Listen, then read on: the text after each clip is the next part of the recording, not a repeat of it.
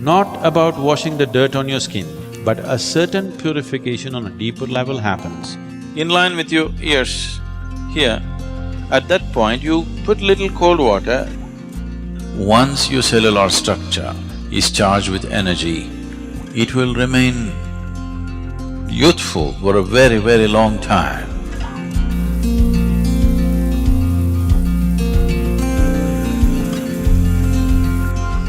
In most Indian languages, in common usage, the word hatha means being adamant. This is a quality that you will need. Your body says, enough, I've had it. But you're adamant. This is Hatha Yoga.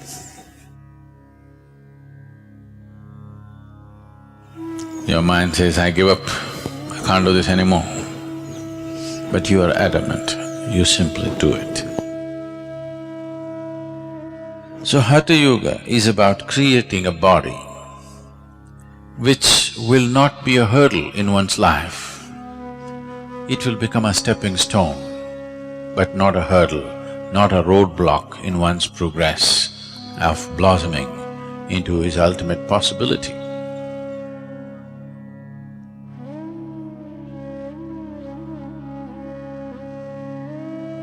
So simple tips. I am not known for giving tips. Bad reputation I have, but simple tips.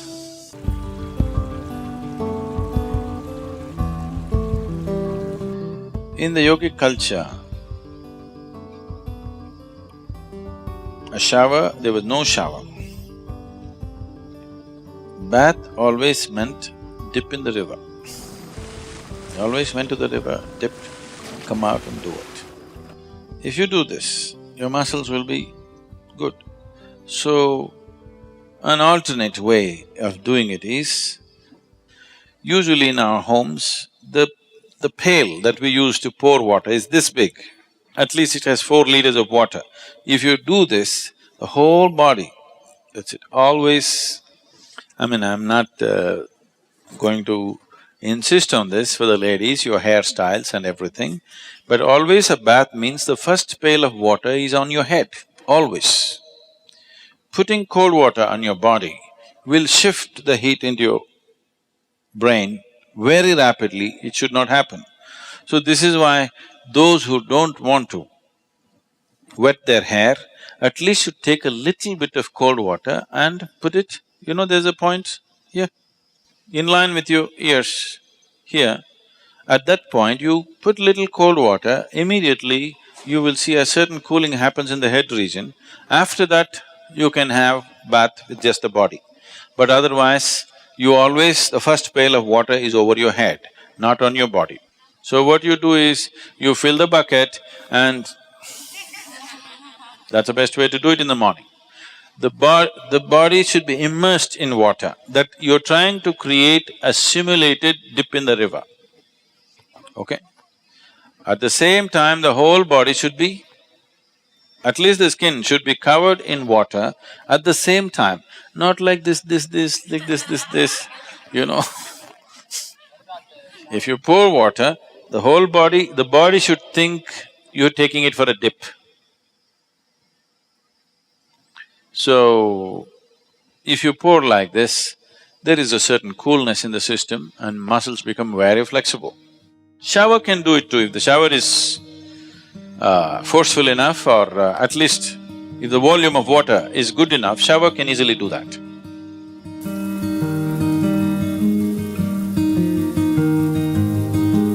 It's always best that we use water which is little cooler than the room temperature. Just a certain volume of water to flow over you, or to be immersed in a water which is cooler than room temperature. Because if this happens, one thing that happens on the surface is the cells, the epithelial cells will contract. When they contract, they open up all the pores. the pores between the cells will open up. The cells themselves have pores. We don't want that to open. That will open if you put it in warm water. If you dip your body in a hot water tub, the cells will open up and take in water. That is not always a good thing to do. You put the body in cold water, the cells will contract, the in-between spaces will open, and that's important for practicing yoga. Because we want the cellular structure of the body to be charged with a different dimension of energy. If the cells contracts and it allows space and then you practice your yoga, then the cellular structure in the body is charged. Why one person seems to be far more alive than the other is essentially because of this. And once your cellular structure is charged with energy, it will remain youthful for a very, very long time. When people are thinking, why the old bugger is still not dead, you still feeling like you're 25.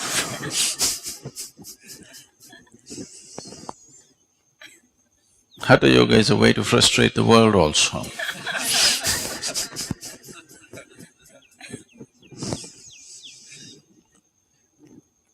So, water which is cooler than the room temperature, in India, it is in South India at least, it's not so much of a problem. The water is always in that temperature, ideal place.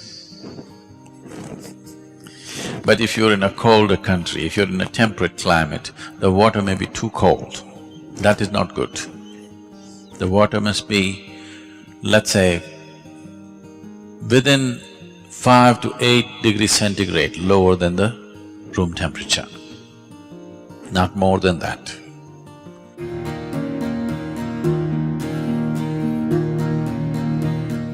So if you have a tendency to catch cold initially, first couple of weeks, you put a spoon of eucalyptus oil in the water, cold water, and pour it over you. You will see your cold will go away, not because of the eucalyptus oil, just because of the cold water.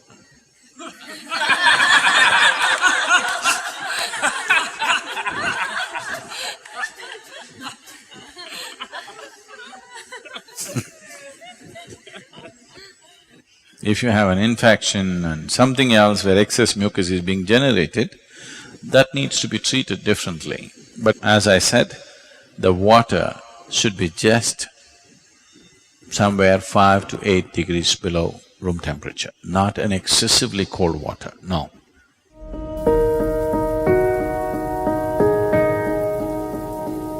If there's any kind of interaction, any kind of mingling and mixing of whatever kind, if you're in a crowd for too long, when you go home, first thing is shower. You must do this. If it takes 3, 4, 5 showers in a day, it doesn't matter. For a sadhaka, it's good to shower many times a day. You shouldn't overdo it. But there were times when I used to shower minimum 5 to 7 times a day. Now it's come down to maybe 2 definitely, sometimes 3. 2 is a must for you. More is good. Any kind of physical contact happens with somebody, a period of more than let's say 6 minutes, if you're even holding somebody's hand, before you do yoga, it's best that you have a shower. This is not a cleansing thing. We are not trying to clean the body, that's not the point. It's not because somebody is impure, you're trying to clean your body. Yoga is a way of organizing your energies into an individual. So if any kind of transaction happened too much, if I come and sit in a program, I'm not even physically touching anybody, if I sit in a program for 2-3 hours, first thing is shower. Because just the interaction creates a certain amount of… the integrity of your energy becomes little loose. So at any time, First thing when you go home, shower. Shower need not mean soap, shampoo, this, that. A bucket full of water, boom. Just water flowing over, it purifies. How does water purify without washing and scrubbing? Not like that. You know, in nuclear reactors, they're using certain metals, particularly metals like titanium and even platinum and few other things. If they want to purify these metals, they want metals in the purest form. In the normal laboratory process, they can only purify to a certain point, beyond that they're not able to purify. So what they do is, you make a rod of this metal and make another ring. Just move it up and down without touching. Just do this. You will see the metals will get purified. So 72% of your body is water. You just throw water over this, there is a certain purification. Not about washing the dirt on your skin, that is anyway there, that's a different thing. But a certain purification on a deeper level happens, just allowing water to flow over you. Have you seen, suppose you are very tense on a particular day, when you go and stand under the shower, you don't want to come out, you want to just stay there for some time. Those 3 minutes or 5 minutes in the shower hasn't solved any problem in your life, but when you come out, it looks like it's gone. You're like born fresh. Have you noticed this? You feel it's all gone because all that's happening is, this is largely 2/3 of it is water. If just water flows on this, certain things will change.